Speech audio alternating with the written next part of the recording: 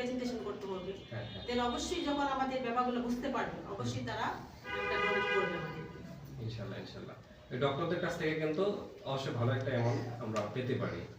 আর কিছু বড় কোম্পানির যারা ওনার আছে বিভিন্ন প্রতিষ্ঠানে যেতে হবে, হ্যাঁ ওনাদেরকে বিষয়টা ইনফর্ম করতে হবে।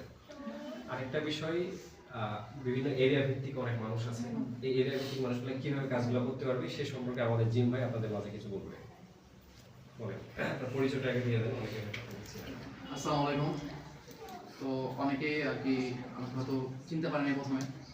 আপনারা যেই গ্রুপে আছেন সেই গ্রুপে আর কি আমি করছি আর কি, সবাই একসাথে করছি। তো আমাদের এটা আর কি আমাদের প্ল্যানটা হলো, কাজটা হবে আর কি সবার বাসা তো অনেক দূরেই, আশেপাশে কেউ আছেন আবার কেউ আছেন দূরের। তো যাদের বাসা মনে করেন মিরপুর বা উত্তরা বা অন্যান্য জায়গায়, তো সবাই ভাগ ভাগ করা থাকবে, আমাদের টিমগুলো ভাগ ভাগ করা থাকবে। তো সেই টিমের একজন দায়িত্ব থাকবে, তারা আর কি আপনারা সবাই আমাদের থেকে নেবেন। তারপরে কে সপ্তাহে আমাদের কাজটা হয় 3 দিন। তো আপনারা এইভাবে আর কি 3 দিন আর কি কাজটা করবেন। করার পরে আপনারা এই টিম ভাগ করে দেওয়া থাকবে। আপনাদের যে এলাকাটা আছে সেই এলাকাটায় আপনারা তো চেনেনি, আপনাদের এলাকার কীভাবে কী করলে ভালো হয়। আপনারা চাবেন একটা মানে আপনারা যে বললেন যে ডাক্তারদের কাছে আবার কোনো বড় বড় অফিস, তো সেখানে গিয়ে আপনারা আমাদের এই ফাউন্ডেশনের ব্যাপারে উপস্থাপন করবেন ভালো মতো। তো উপস্থাপন করলে আর কি কেউ আশা করি কেউ ফিরে দেবে না এমনি। তো এটাই আর কি আমাদের প্ল্যান, যে এরিয়া ভাগ করা থাকবে আর কি।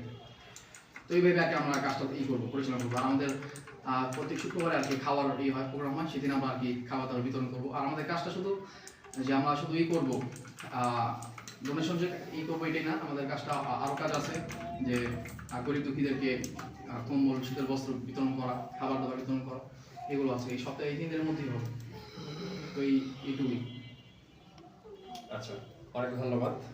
বলবেন কিছু? না এইটুকুই।